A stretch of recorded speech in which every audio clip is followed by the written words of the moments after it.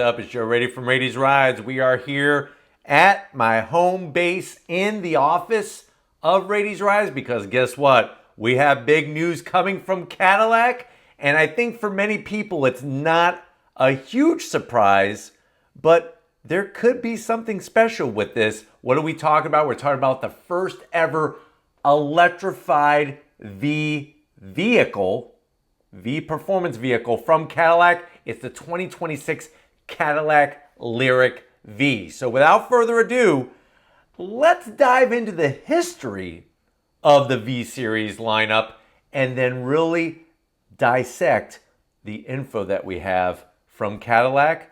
Let's get to it.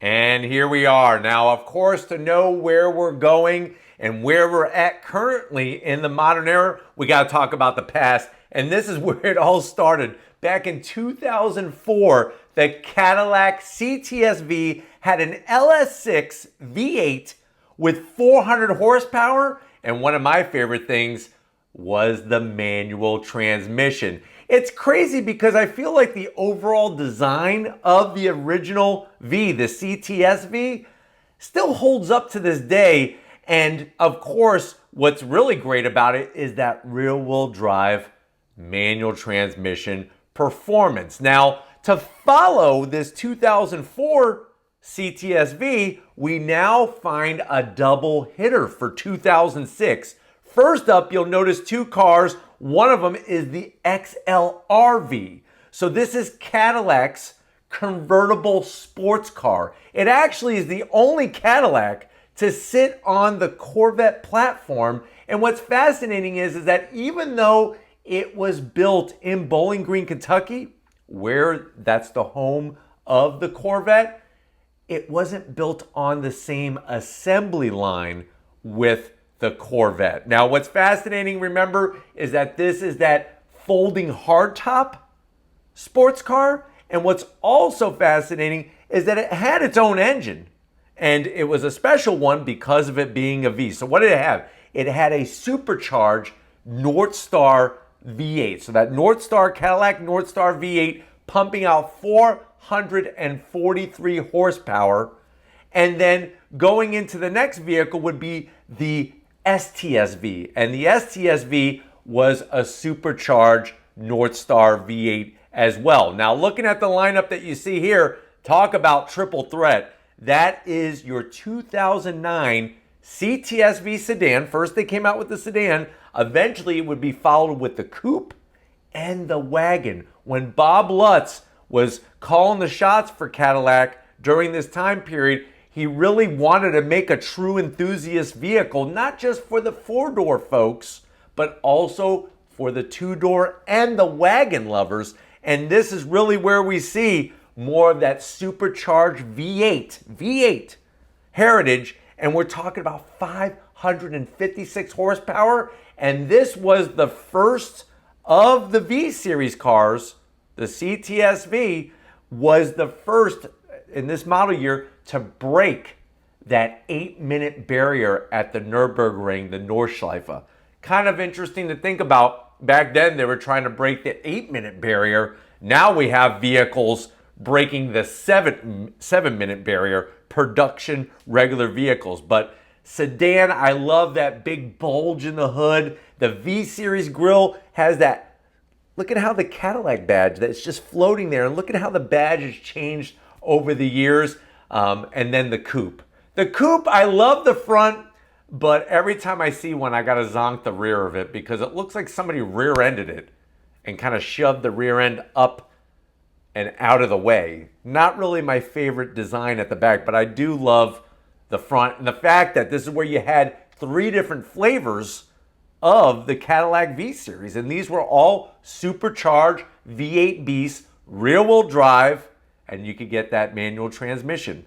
Then we go into, of course, a lot of people's favorite example, the 2016 Cadillac CTS-V. Gone was the manual, so that's a big zonk. But as you can see, supercharged V8 power, rear-wheel drive, as we're, smoke them if you got them. You're looking at 640 horsepower. And it was the first Cadillac CTS-V or just the first V Series car, period, to top 200 miles an hour. Remember, when you're traveling the length of 200 miles an hour, you're traveling the length of a football field every second. So 200 miles an hour equals 100 yards every second. Next up, we also have during this generation is the first ever non-V8 and non-supercharged. This one is actually a twin turbo V6. It's the Cadillac ATS-V. What I loved about this generation is that you could get the ATS-V as a 2-door or a 4-door. You can't do that with the CT-4V Blackwing. You could only get it as a 4-door today. But back then with the ATS-V, that 3.6 liter turbocharged engine, twin turbocharged engine, 464 horsepower, kind of crazy, first non-V8. Next we have the 2019 CT6V. And this was actually a twin turbocharged V8. So now we have, instead of supercharged V8, twin turbo V8, 550 horsepower. And this is what got a lot of people confused with the modern era of the Blackwings. Because guess what? This engine in the 2019 CT6V was called the Blackwing. And that's like where I said, with the new modern Blackwing, a lot of people are like, well, why is this a Blackwing? It doesn't have a Blackwing engine. So that kind of got people confused. The next big confusion was 2020, the year of the pandemic.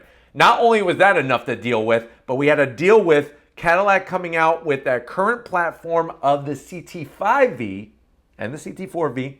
We were there at the New York Auto Show, right? Because we were in New York Auto Show the year before when they unveiled it, and a lot of people were upset because it had been watered down, and Cadillac actually said that their owners who owned the previous generation CTS-V, the 640 horsepower version, said it was too much power. I don't know if that's ever a bad thing, but that's why they came out with this lower trim. Even though it had the V badge, it didn't have the full potential of the platform. Thank God, we were all worried for nothing. They made the enthusiasts very happy, and that's what leads us to the CT5V Blackwing and the CT4V Blackwing, both available with a manual transmission or an automatic, 10-speed automatic, both available rear-wheel drive. The 4V Blackwing has the most aero of any of any V Series car, let alone a Black Series. It's got more aero than the CT5V Blackwing. Twin turbocharged V6, 472 horsepower, or like you see here in Rapid Blue, that 668 horsepower LT4. That's that 6.2 liter supercharged V8.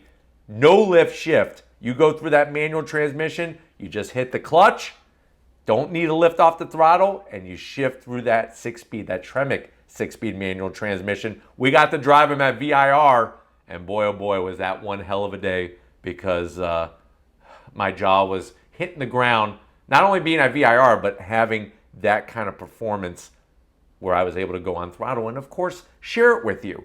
Then, once we're done with the Blackwings, we have the first ever V Series SUV. It's interesting that it took this long to get to it, but of course in 2023 we have the Escalade V. Now the interesting thing about the Escalade V is, remember, they are not calling it a Blackwing.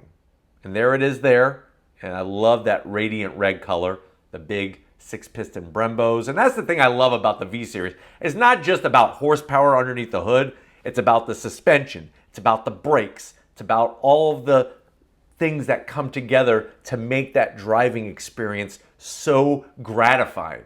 And with the V Series Escalade, talk about 0 to 60 in about 3.8 seconds. And that supercharged V8 still. Now they took the LT4, they bumped it up to 682 horsepower. And this isn't even considered a Blackwing. It's just a Escalade V. And then here we are today. This is it. I know you've been waiting. 2026 Lyriq-V. So right away, you could tell from the exterior, you have a lot of that V Series design, and of course, aerodynamics. Up front, you can see how they have that lower splitter area. It's going to be a balance. You want downforce, but you also want to keep the range. So it's going to be interesting to see how they balance the downforce aspect and the range aspect. I notice, and if you look, you'll notice too, along the wheelbase, the space between the front wheels and the rear wheels, you can see that side skirt extension. That's been all aerodynamically tuned. I like the way everything is beautifully painted. I'm digging the two-tone. So let me know how you feel about that in the comment section. If you like the black roof with the rest of the vehicle being this satin steel color. And then the back, I'm a little on the fence. So I'm digging the lighting up top where the hatch is, and I like that specific rear wing area. But the lighting that's lower, I mean, I guess I need to see it more in person, but I'm not in love with it. Normally, I'm so used to like the Cadillac lighting being all one piece, not the split level, especially on the back of the vehicle. But you'll notice the V badge. You'll notice how they reworked that lower bumper area. And I'm curious to find out if the bodywork is just a little wider at the front and the rear of the vehicle. If you were hoping for all this information, Cadillac is just giving us a little bit. It's sort of like a drug dealer. Cadillac's being like a drug dealer. And here it is in motion, which is even better. Let me explain my drug dealer analogy.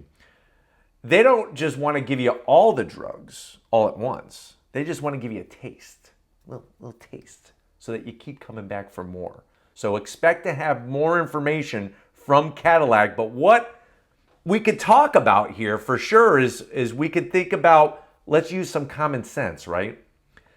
So if it's going to be a V Series car, or in this case an SUV, their first ever electric V Series vehicle, it's going to have horsepower, right? If we look at the Blazer EV-SS, even though that vehicle isn't available yet, even though we've brought it to you from the Detroit Auto Show a couple years ago, we're still waiting for this Blazer EV-SS to show up. The regular Blazer EV is available, but not the SS. What we can say is that with the Blazer EV-SS, it's got 557 horsepower. So my guess, my estimate, is that it has to at least have 557 horsepower. I'm hoping more, since this is a V car. If they're smart, I would bump it up to around 600. I think 600 horsepower, I think you're going to be good to go. I know some people are going to want more, especially because the Blackwings, the Escalade V, have more than 600 horsepower. But remember, with this being an electric vehicle, it does have the instant torque. 0 to 60 needs to be at least 3.3 seconds or faster. And the big question is that are they really going to kind of go all in with this? Now, I know obviously they're not calling it a Blackwing, and I'm glad that they're not calling it a Blackwing, because when I think of Blackwing, I think of supercharged V8 or twin turbocharged V6. But it is going to be interesting to see just how much power that they bring. Now, of course, on the interior, you'll have a lot of the usual V Series appointments, the Alcantara, the leather. I'm sure they'll update the seats, give it some special, like you saw in the video, the special graphics on the dash, maybe even a PDR, performance data recorder, where you could film your laps and everything. So it'll be interesting to see exactly where they go with this Lyriq. Another thing is going to be another big question is going to be price. But when you look at pricing, so Lyriq, they're going for around, depending on how you option it, anywhere from $60,000 to $80,000. So that makes this close to a $90,000 vehicle. I see it going for. And then the other component to this is that when you compare it to Tesla, obviously you got the Model X and the Model X Plaid. You also have the Model Y, but the Model Y is smaller than the Lyriq, so I wouldn't call that direct competition for the Lyriq-V would be the Model Y. I think more so you got to go with the Model X. And we all know that the Model X Plaid has ridiculous horsepower, ridiculous 0 to 60, and a pretty darn good range for what is currently available in the market. So it's going to be fascinating to see what these numbers, what these hard numbers are going to be once we get a hold of them. But let me definitely know, and let Cadillac know in the comments section, what are your thoughts about the Lyriq-V? Do you consider it a full V car because it is their first electric version? You know, I know some people were doubting the Escalade V, and boy, oh boy, did the performance and the way that it drives really change everybody's mind. I mean, it's got one of the nastiest V8 grumbles I've ever heard. I'm praying to the car gods that Cadillac does not come out with some type of synthetic exterior sound and or shifting like the Hyundai Ioniq 5N. I hope they don't go down that route. Please do not do that. We don't need that. But let me know in the comment section what you're feeling. If you're excited for it, do you think this will be the best new performance SUV to buy? Let me know in that comment section. But if you're new to the channel, you're on your way out, hit the subscribe button. I promise you it's worthwhile. Come back for more. If you are a subscriber, thank you for being part of the Raised Rides family. We got to thank LGR, Lori Givens Raiti, and Oscar Raiti for setting everything up. I know Oscar loves the Escalade V because it gives him tons of room to lounge around, and plus he just loves that V8 grumble and the crazy 0 to 60. But thank you guys for all your hard work, and just like always, I'll see you on the next ride.